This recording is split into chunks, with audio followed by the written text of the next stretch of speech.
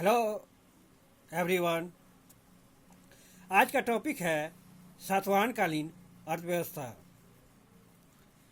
सातवाहनकालीन अर्थव्यवस्था में उत्तर भारत के तत्व एवं क्षेत्रीय तत्व दोनों के बीच सामंजस्य देखा जा सकता है। दूसरे शब्दों में दक्कन क्षेत्र में लौह उपकरणों का प्रयोग महापाषाण काल में आरंभ हो चुका था तथा कृषि में भी इन उपकरणों का प्रयोग होने लगा था। फिर भी ये उपकरण अधिक बेहतर किस्म के नहीं थे तथा कृषि भी पूरी तरह विकसित नहीं हुई थी। किंतु आगे मौर्य साम्राज्य से संपर्क के परिणाम स्वरूप इस क्षेत्र में भौतिक संस्कृति को प्रोत्साहन मिला। उदाहरण के लिए मौर्यों से संपर्क के पश्चात इस क्षेत्र में बेहतर किस्म के लौह उपकरणों का प्रयोग, धान के बेहतर किस्म, पक्के ईंट, घेरेदार कुएं आदि का प्रचलन आरंभ हो गया। अब तक सातवाहनों के अधीन कृषि अर्थव्यवस्था को व्यापक प्रोत्साहन मिला। कृष्णा गोदावरी डेल्टा क्षेत्र में बड़े पैमाने पर चावल का उत्पादन होने लगा। कपास भी एक मुख्य फसल के रूप में स्थापित हुआ। भूमि अनुदान के माध्यम से नए क्षेत्रों में कृषि के प्रसार को विशेष प्रोत्साहन दिया गया। खाद्यान्नों की उपलब्धता ने जनसंख्या वृद्धि को संभव बनाया। इस काल के क्लासिकल लेखक सातवाहन साम्राज्य के पूर्वी तथा पश्चिमी भाग में एक बड़ी जनसंख्या की उपस्थिति का सूचना देते हैं। कृषि अर्थव्यवस्था के विकास एवं जनसंख्या वृद्धि ने शिल्पों के विकास को प्रोत्साहन दिया। सातवाहनों के अधीन शिल्पी केवल नगरों में ही नहीं वरन गांवों में भी बसते थे। उदाहरण के लिए आंध्र के तेलंगाना क्षेत्र में करीमनगर एवं नालगोंडा जैसे गांवों में लौह शिल्पी की मौजूदगी की सूचना प्राप्त होती है। लोहे के अतिरिक्त कर्नाटक के कोलार क्षेत्र में सोने का भी उत्पादन होता था। फिर भी सातवाहनों के अधीन सोने का उपयोग कीमती धातु के रूप में किया गया। मुद्रा के रूप में इस धातु का उपयोग नहीं देखा गया। सातवाहनों के अधीन सूती वस्त्र एवं रेशमी वस्त्र के उत्पादन के कई केंद्र थे तथा इन वस्तुओं का बाहर निर्यात भी किया जाता था। इसके अतिरिक्त कीमती पत्थरों को तराशना भी एक महत्वपूर्ण शिल्प में शामिल था। इस काल में शिल्पी तथा व्यापारी अपने को श्रेणी तथा निगम के रूप में संगठित करने लगे थे। राज्य की ओर से इन श्रेणियों तथा निगमों को कई विशेषाधिकार एवं स्वायत्तता प्राप्त थी एवं आर्थिक तथा सामाजिक जीवन दोनों में इन शिल्पियों की भागीदारी थी। उदाहरण के लिए ये श्रेणियाँ वस्तुओं का मूल्य निर्धारित करती थी तथा बैंक का भी कार्य करती थी।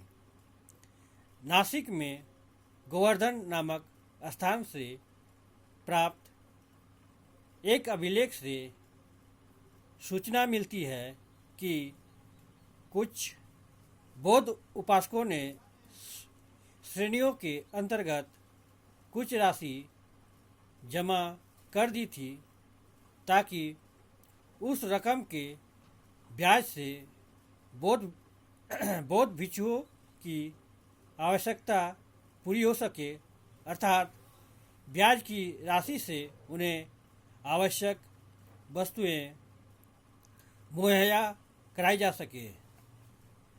श्रेणियाँ एक प्रधान अथवा ज्येष्ठक के अंतर्गत कार्य करती थी। इस प्रधान को परामर्श देने के लिए एक समिति होती थी। श्रेणियों के अपने झंडे तथा अपनी मुहर होती थी। वे निजी सुरक्षा के लिए सेना भी रखती थी। श्रेणियों को शिल्पियों के व्यक्तिगत जीवन में दखल देने का भी अधिकार था। अगर कोई महिला बौद्ध संघ की सदस्यता ग्रहण करना चाहती थी तो उसे अपने पति के अतिरिक्त पति के संघ से भी अनुमति लेनी होती थी।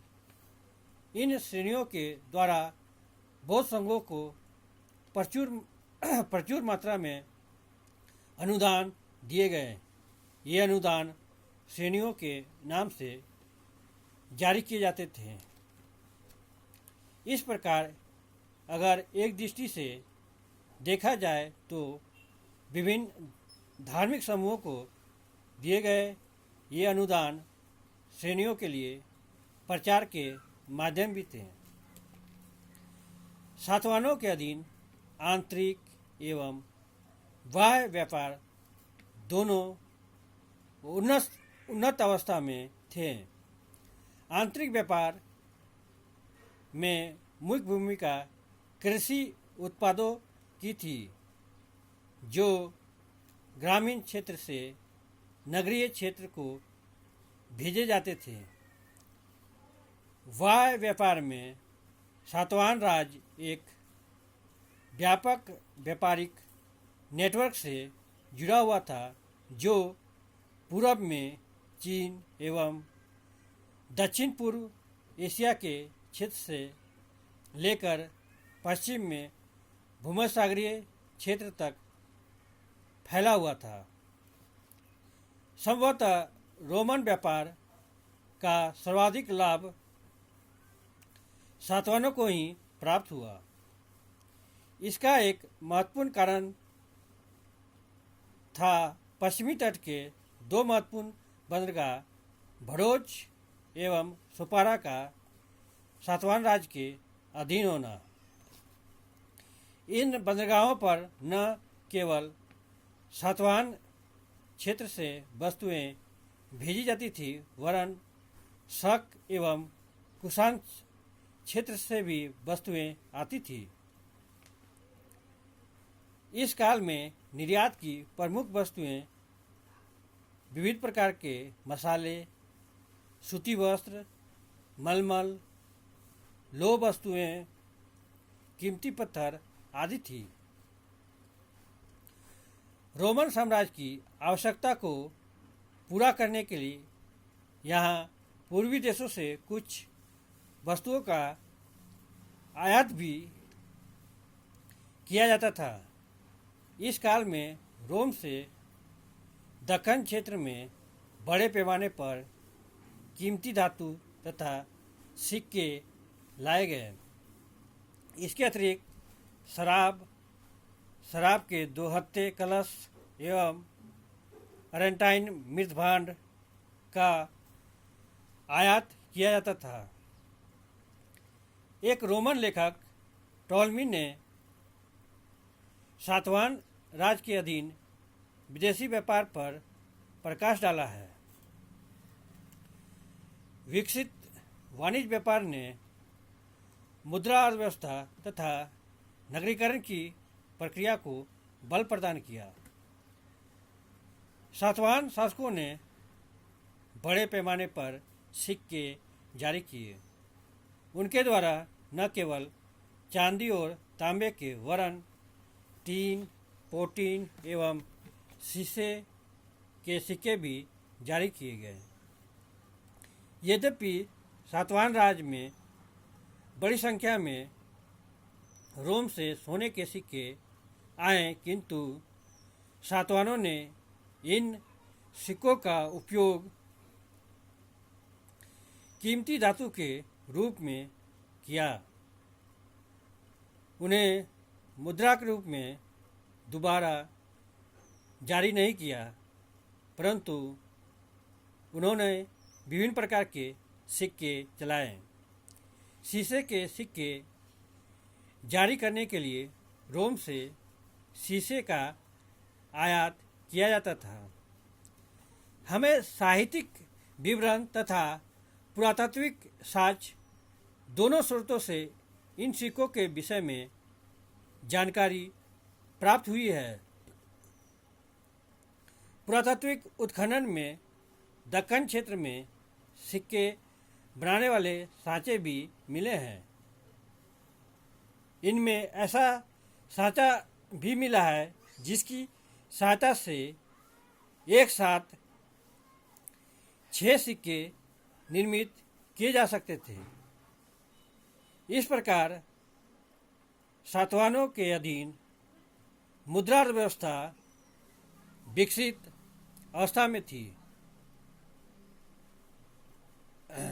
उपयुक्त परिवर्तनों ने नगरीकरण को प्रोत्साहन दिया। सातवाहनों के अधीन नगर, पैठान, अमरावती, धान्यकटक, नागार्जुनकोंड सभी महत्वपूर्ण नगर के रूप में विकसित हुए।